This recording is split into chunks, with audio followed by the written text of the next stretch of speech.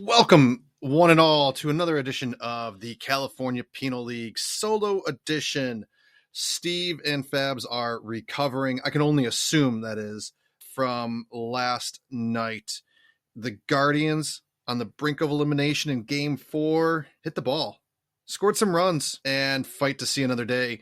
Game 5 will take place. Recording this, obviously, Friday after Game 4, but Game 5 in prime time tomorrow on Saturday. It's not going to be easy. Tarek Skubal's going to be on the mound, but hopefully the Guardians are up for the task and can get through this time, unlike game number 2. Game number 2 was a pitcher's duel in the truest sense, if not for Kerry Carpenter hitting the moonshot in the top of the 9th.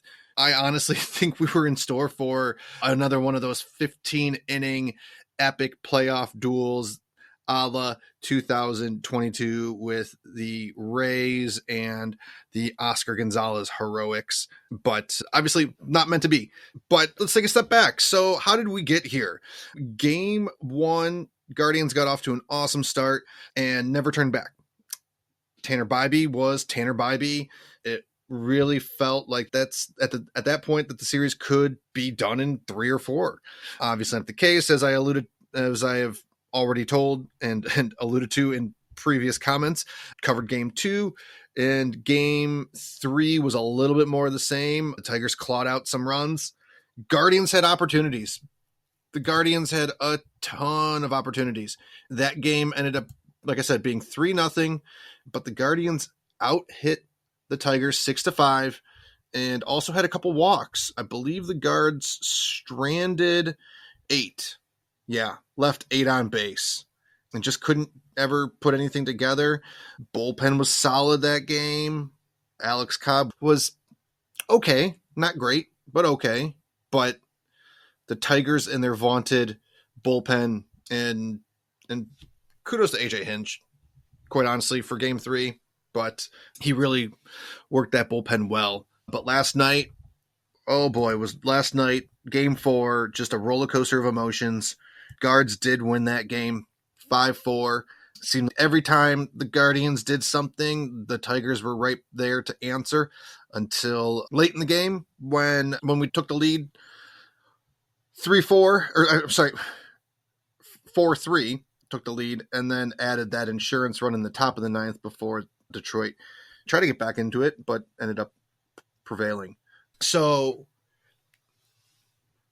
one quick note about that, and as I said, it was an elimination game. We have to go back to the 90s for the last time the Guardians/Indians had won in an elimination game. It got up to 11 series long, dating back to 97, I believe. Now the Minnesota Twins own that record, having faced elimination 10 times without a win. So nice to get that little burden off our back, so to speak.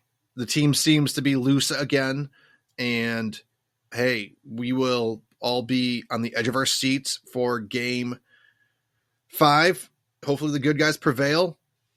Sorry, Tigers fans who may or may not be listening to this. You guys had a good run, but we need this. All joking aside, the Guards or the Tigers, whoever wins the series, will face the New York Yankees in the ALCS beginning on Monday. So should the Guardians win, you will hear my lovely voice and that of Steve and Fabs as well as we break down everything before that series gets really underway. It'll probably be post-game after game number 1. But again, should the Guardians advance?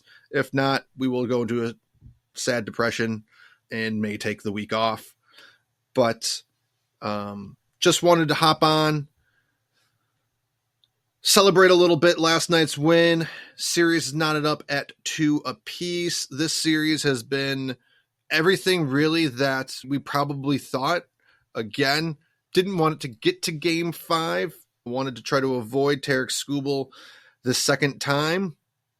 But don't be surprised if vote goes to try to mimic what the Tigers did in game number 3.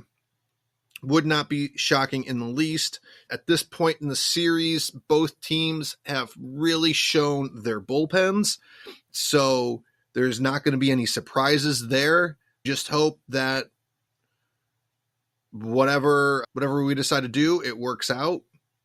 Scooble's going to be a difficult guy to win, but there were signs there in game 2. We had some opportunities, couldn't get bunts down, left some runners on. He's not this Herculean on the mound that we're going to have to hope and pray. He is human. Just takes one mistake for us to maybe get in there. He has been on a roll, though, his past 11 games, some kind of crazy ERA of like 1.75. So again, we just got to chip away, play small ball, make good choices. Hopefully Vogt's got some tricks up his sleeve. We will see. We will all be on the edge of our seat, suffering from near panic attack or heart attack, because this series has been just so stressful, and it's playoff baseball. Honestly, you live and die with every pitch. So, folks, that's going to do it. Just wanted, again, to say, hop on, celebrate last night's win. Good things. But if you've made it this far, share, subscribe if you haven't done so. And go Guards!